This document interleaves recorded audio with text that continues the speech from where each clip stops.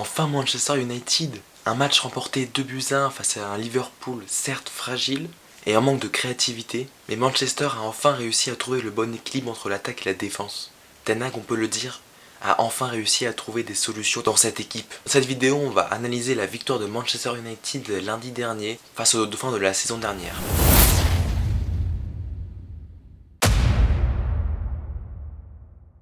En soi, Ten Hag, il n'a pas modifié la composition, même si les deux derniers matchs, rappelez-vous, avaient été catastrophiques. Il est toujours dans ce 4-2-3-1, mais cette fois-ci, il y a eu beaucoup de différences. Déjà, il a totalement laissé le ballon aux Reds de Liverpool. La stat, elle est sans appel.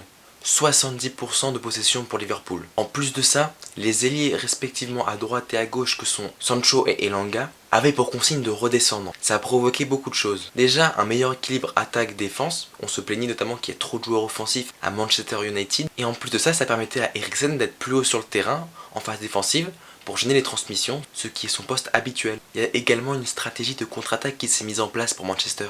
Vu que Liverpool avait le ballon, notamment les ailiers que sont Alexander-Arnold à droite et Andrew Robertson à gauche, ils étaient très hauts sur le terrain.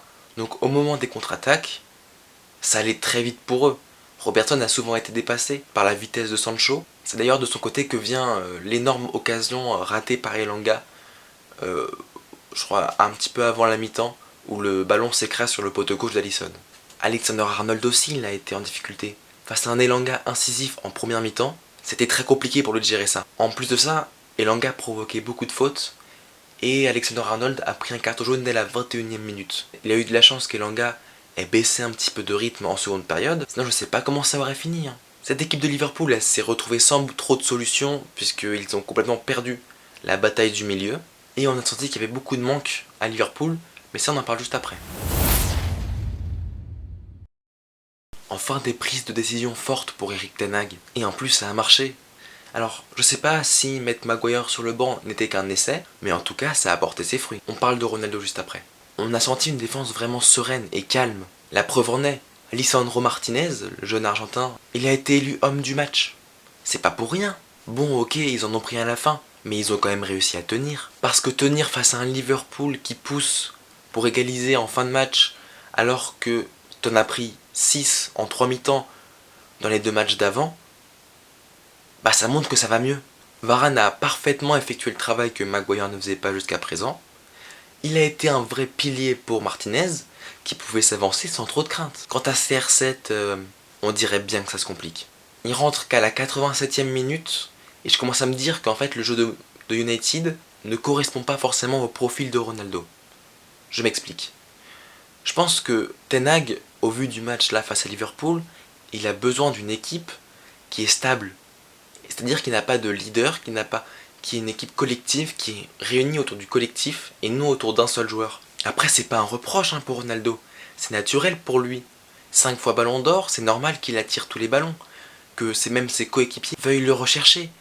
C'est complètement logique et c'est même naturel. Quant à Ronaldo dans ton équipe, maintenant il y a aussi une autre question, c'est est-ce qu'il va partir ? Il reste quand même, faut le rappeler, moins d'une semaine avant la fin du mercato. Et puis il y a une autre question, où est-ce qu'il va partir ? Beaucoup de clubs lui ont fermé la porte, mais en tout cas s'il veut partir, il va falloir prendre une décision pour CR7 et son entourage, parce que là, ça va plus tarder.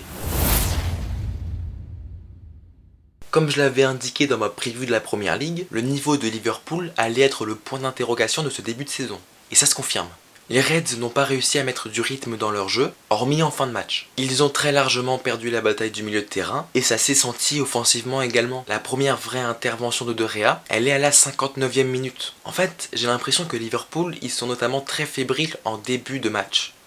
Sur les 3 premiers matchs de cette saison, non seulement ils ont concédé les 3 ouvertures du score, mais les 3 fois, à chaque fois, c'était dans la première demi-heure. Après, c'est vrai qu'il y a beaucoup d'absents chez Liverpool. La suspension de David Nunez pour le coup de tête face à Crystal Palace la semaine dernière, mais également une bonne dizaine de blessés, tels que Ibrahim Konaté, qui aurait été largement mieux que Joe Gomez pour contenir les attaques de Rashford, de Sancho ou d'Elanga, mais il y avait également Diogo Jota et Thiago Alcantara. En bref, maintenant à Liverpool, ils ont plus le droit à l'erreur. Aujourd'hui, ils jouent contre Bournemouth et interdiction de perdre. Ils ont 4 matchs jusqu'à leur prochain gros choc face à Chelsea le 18 septembre. 4 matchs à gagner pour revenir dans la course au titre parce qu'ils sont déjà à 5 points de City et à 7 points d'Arsenal qui est leader de la Première Ligue.